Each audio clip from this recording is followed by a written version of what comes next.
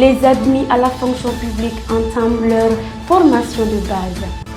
Démenti de l'état-major général des armées du Mali sur un éventuel recrutement des volontaires dans l'armée. Toujours avec l'état-major des armées qui annonce la neutralisation des rescapés terroristes. Deux réseaux des femmes leaders reçus par le Premier ministre de la Transition. Les autorités expulsent le porte-parole de la MONUSCO. Mesdames et messieurs, bonsoir et bienvenue à ce bulletin d'information. Hier, mardi 2 août 2022, le ministre de la Jeunesse et des Sports, chargé de l'instruction civique et de la construction citoyenne, M. Moussa Ag Atayer, a procédé en compagnie de son homologue du travail, de la fonction publique et du dialogue social, Mme Diawara Awapoul Diallo, à la mise en route de la 3e cohorte du service national des jeunes. La cérémonie de départ s'est déroulée dans l'ensemble de l'ex-CNJ 6A du Kronipara. Cet événement fait suite à l'instruction donnée par le président de la transition, le colonel Assimi Goïta, d'appeler désormais sous le drapeau national les admis au concours d'entrée à la fonction publique. Cette 3e cohorte était exclusivement composée des admis à la fonction publique. Au total, ils sont au nombre de 807 admis, dont 281 femmes qui effectuent cette formation commune de base durant 6 mois au centre d'instruction du 26e bataillon du génie militaire 6 à Bafou. L'information portant sur un éventuel recrutement des citoyens volontaires au sein de l'armée malienne est désormais démentie par la hiérarchie militaire, contrairement aux allégations distillées sur les toiles depuis un certain moment. L'état-major général des armées maliennes demande tout recrutement des volontaires dans l'armée malienne. Sur la question, la hiérarchie militaire annonce démentir l'information qui ne cessa de faire le tour des réseaux sociaux. Elle rassure que l'annonce relève de la désinformation et de la manipulation qui ont pour but de distraire la population des objectifs du moment.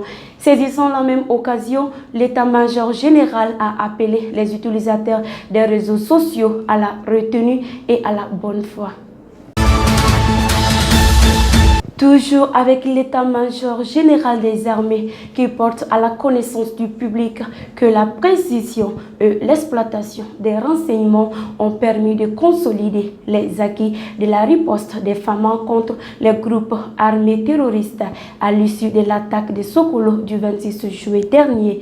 La neutralisation des rescapés terroristes a été faite le lundi 1er août 2022 dans les forêts de Djabalikoura, de Koroma-Bougou et de Fladjombougou. Le bilan de ces opérations fait état de la récupération d'un véhicule FAMA enlevé en 2019, des armes saisies ainsi que des munitions, des matériels de fabrication d'engins explosifs improvisés, des téléphones portables ainsi que beaucoup de matériel personnel des terroristes ayant fui l'assaut des FAMA. Le réseau des femmes africaines, ministres et parlements, et celui des femmes leaders des partis politiques et des organisations de société civile ont été reçus hier mardi 2 août 2022 par le chef du gouvernement, le Dr Choguel Kokala Maïga, à la primature. La délégation était conduite par l'ancienne ministre de la promotion de la femme, de l'enfant et de la famille, Mme Maïga Sina Damba. Cette visite avait pour l'objet de présenter le rapport de réflexion des dites femmes sur certains textes des lois du pays, notamment sur la Constitution, la loi électorale, la charte des partis politiques ou encore la loi 052 portant sur le genre. Le gouvernement de la République démocratique du Congo a officiellement demandé le départ de Mathias Gilman, porte-parole de la MONUSCO. Selon nos sources, la demande de départ du porte-parole a été publiée à travers une note verbale du ministre des Affaires étrangères congolais, M. Christophe Lutundula.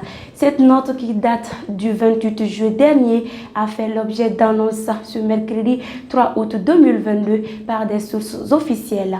Sur les causes de cette expulsion figure le fond de tension au sujet de la présence de la mission onusienne en RDC, la défavorisation d'un climat de confiance mutuelle et de sérénité entre les institutions congolaises et la MONUSCO, l'enregistrement des dégâts énormes dus à des protestations des Congolais contre la présence onusienne.